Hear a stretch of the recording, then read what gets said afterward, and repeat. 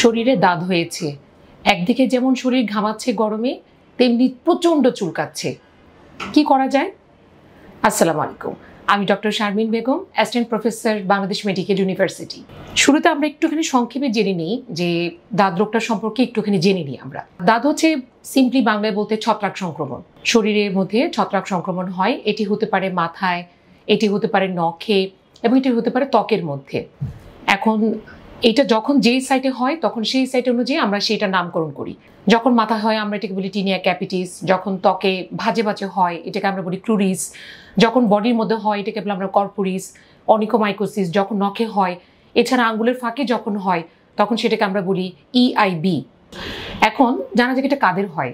সবারই হয়, পুরুষ, মহিলা, বাচ্চা, যে কোনো বয়সে যে কোনো সময় যে কেউ এই রোগে আক্রান্ত হতে পারে। কেন হচ্ছে? আমাদের দেশে প্রচণ্ড গরম, আর্দ্রতা অনেক বেশি, আরও কিছু কারণ থাকে যেমন ওবেসিটি, ওজন অনেক বেশি, শরীরে অনেক ভাজে ভাজে ঘাম হচ্ছে, ঘামটি শুকাচ্ছে না, অনেকে বাইরে সারাদিন কাজ করছেন ঘেমে, পুরুষ বিশেষ করে যে যারা গ্যাবার্ডিন প্যান্ট পরছেন, জিন্স পরছেন, এক কাপড় সারাদিন পরে আছেন, সেক্ষেত্রে দেখা যায় ঘেমে এই ছত্রাক সংক্রমণটি হয়ে যাচ্ছে। আরেকটা গ্রুপ দেখা যাচ্ছে যে যাদের ইমিউন সিস্টেম খুব একটা ভালো না, ক্রনিক ডিজিজ যারা ভুগছেন, diabetes, chronic kidney disease, liver disease, এই ধরনের প্রবলেম যাদের আছে দেখা যায় তাদের ক্ষেত্রে অনেক সময় এই দাঁত রোগটি দেখা যাচ্ছে। বা স্পেশাল নিড পার্সন যারা, যেমন ডাউন সিনড্রোম, এদের ইমিউনিটি ভালো থাকে না, তখন দেখা যায় তাদেরও কিন্তু এই দাঁত সংক্রমণটা পাওয়া যাচ্ছে। আরেকভাবে কিভাবে ছড়াচ্ছে এটি? কন্ট্যাক্টে, কারণ এটা তো খুবই কন্টাজিয়াস। একজন থেকে একজনের মধ্যে এটি ছড়িয়ে যাচ্ছে।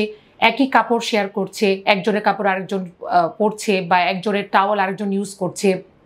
অনেক সময় দেখা যায় যে যারা পাঠাওতে চড়ছেন একটা হেলমেট সবাই পরছে, তখন দেখা যায় যে মুখে, মাথায় এভাবে সংক্রমিত হচ্ছে। এখন আমরা এটাকে আমরা ডায়াগনোসিস করি? সাধারণত ক্লিনিক্যালি এটাকে আমরা ডায়াগনোসিস করি।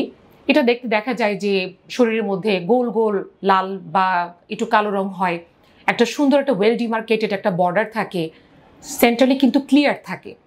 তো এটাই যখন কেউ স্টেরয়েড বা উল্টোপাল্টা চিকিৎসা করে আসে তখন এটাকে ডায়াগনোসিস করা খুবই মুশকিল হয়ে যায়, কারণ তখন অন্য রোগের সাথে এটির মিল হতে থাকে। পরীক্ষা ইনভেস্টিগেশনের জন্য আমরা সাধারণত এটাকে খালি চোখে দেখে আমরা এটাকে চিকিৎসকরা ডায়াগনোসিস করতে পারি।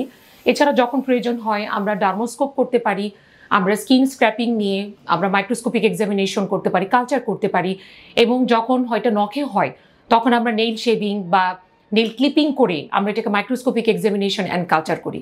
খুব কম বায়োপসি দরকার হয়। ওই যে বললাম, যখন যদি কেউ কমপ্লিকেশন নিয়ে আসে যে প্রচণ্ড পা থেকে মাথা পর্যন্ত ভরে গেছে, ইরিথ্রোডার্মা ডেভেলপ করে গেছে, বা তার ধরার কোনো উপায় নেই, সে প্রচুর পরিমাণে স্টেরয়েড ইউজ করেছে, যে বোঝা খুবই মুশকিল, তখন আমাদের বায়োপসি করাটা মাঝে মাঝে দরকার হয়। এখন আমরা আসি, যদি এটার সংক্ষেপে যদি বলি, এটা ট্রিটমেন্ট, এটি টপিক্যাল আছে, ওরাল আছে। আমরা চিকিৎসকরা এখন বর্তমানে আমরা কম্বিনেশন ট্রিটমেন্টটা পছন্দ করি, যে খাবারও দিব, লাগানোর জন্য দিব। এছাড়া কিছু কিটোকোনাজোল শ্যাম্পু আছে, কিটোকোনাজোল সোপ আছে, এগুলো আমরা প্রেসক্রিপশন করি।